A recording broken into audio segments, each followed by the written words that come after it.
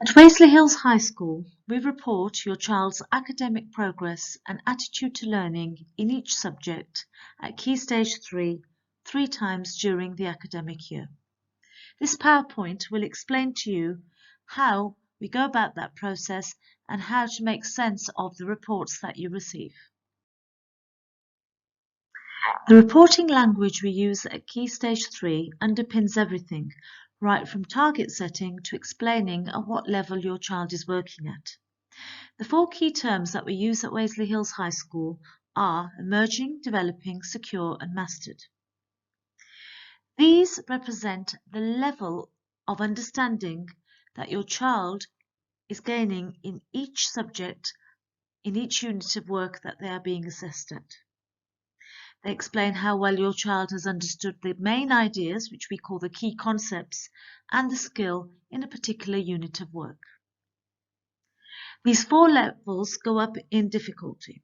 So, starting with emerging, an emerging student is one who is just beginning to understand and grasp some of the key ideas and skills in the unit of work they are studying. A child who is developing is one who is, again, developing their understanding and is beginning to grasp some of the main ideas. They may also need further improvement. A child who is secure in their understanding of the main ideas and can easily practice the skills is said to be a secure pupil. A child who has mastered all the ideas, the key concepts and the skills in a sequence of learning is said to be awarded a mastered level.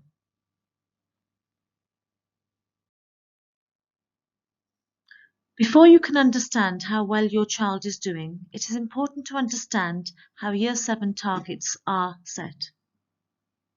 Year 7 targets are based on Key Stage 2 prior attainment data.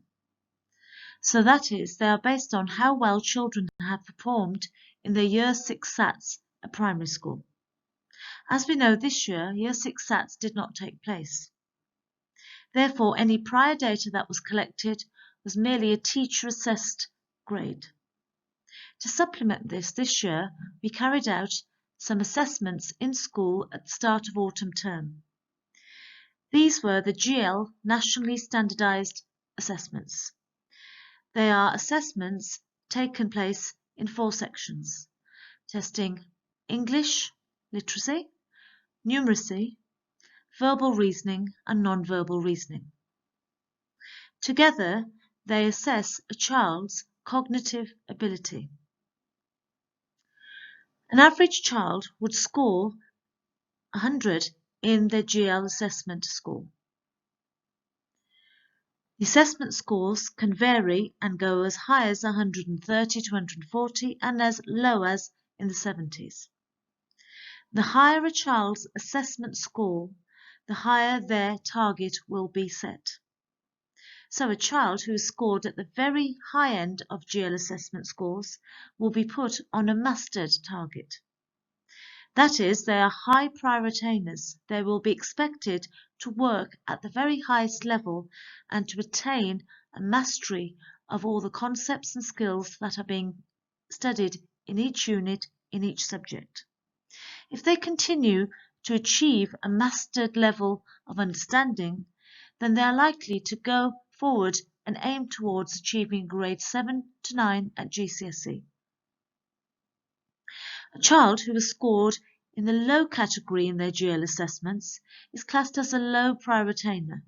So children scoring under 70 in their GL assessments.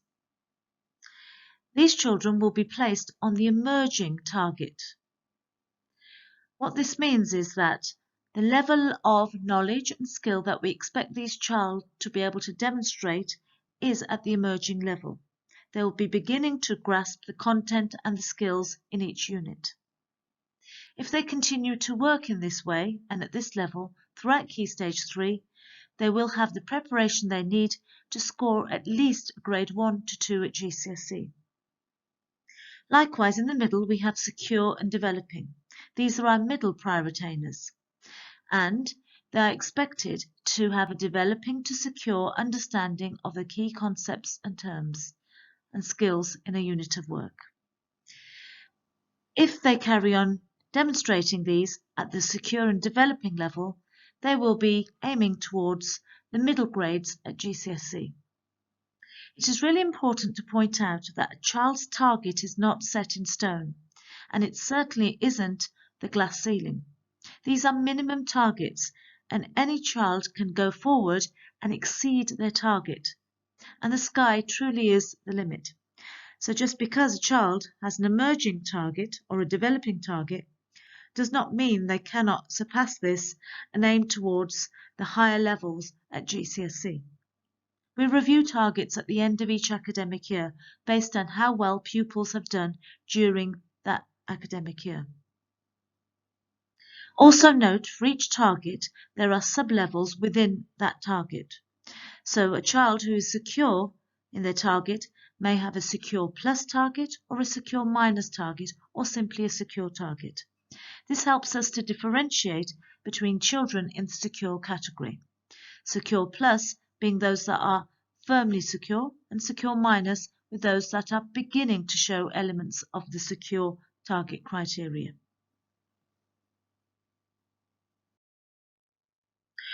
Once targets are decided, these are communicated to the children.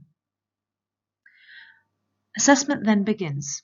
At Wasley Hills High School, pupils are assessed in Year 7 at least once, if not twice, every half term, depending on the unit of work they are covering at that time.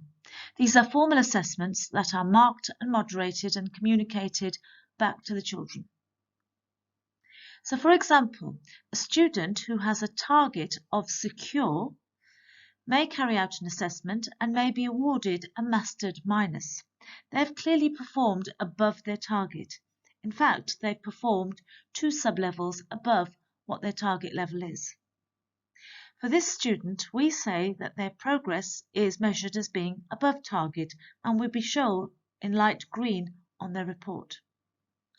Likewise, a student who has a secure target in a subject may carry out an assessment and may be awarded a developing plus, in which case they are 2 sub-levels below their target grade. In this case, their progress will be shown as approaching target, in line with the table shown on the right-hand side. So essentially, progress is a measure of the difference between the target grade and the grade awarded at for each assessment. We call this the current working at grade. The progress is the difference between these 2 grades. As well as reporting progress, we also like to report an attitude to learning grade each time we send out a report. An attitude to learning grade is a grade that measures the extent to which your child demonstrates the qualities that we expect of our students. So, an attitude to learning grade will tell you how committed your student is to their studies, how engaged they are in lessons and in their learning, how motivated they are to carry on in the face of difficulty and to complete work, how well they participate in lessons, and their general levels of effort. All of these qualities form the backdrop of our 5 R's. We expect children to be responsible for their learning, be resilient and not give up in the face of difficulty, show good reasoning and logic skills, can reflect on their work, and can be resourceful and seek out help and advice from sources other than their teacher. So, a child's attitude to learning grade can fall within one of the 5 categories mentioned in the box below. All of these imbibe our school motto of Aspire, Invest, Respect. And each term you'll be able to see how well your child has done in these qualities when you look at their attitude to learning grade.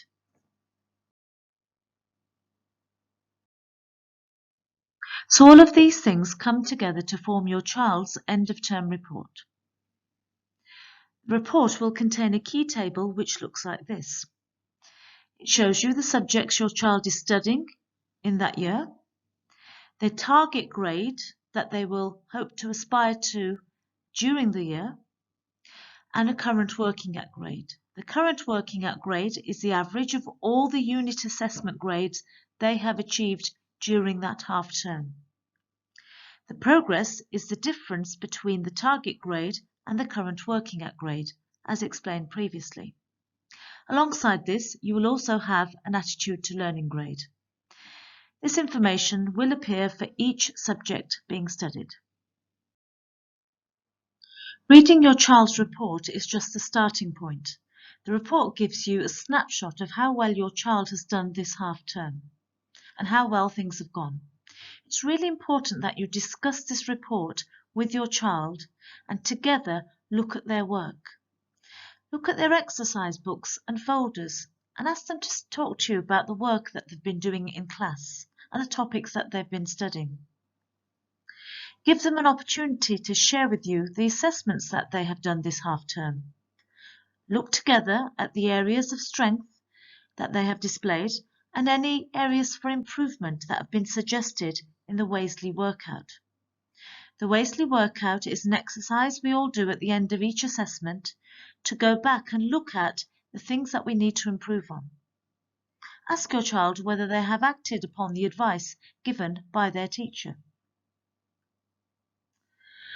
Also, it is worth looking at some websites or other resources that will help your child practice some of the key content and skills that they have lacked this half term in their subjects. If you require any further information about your child's report, please feel free to make contact with the subject teacher via email or telephone.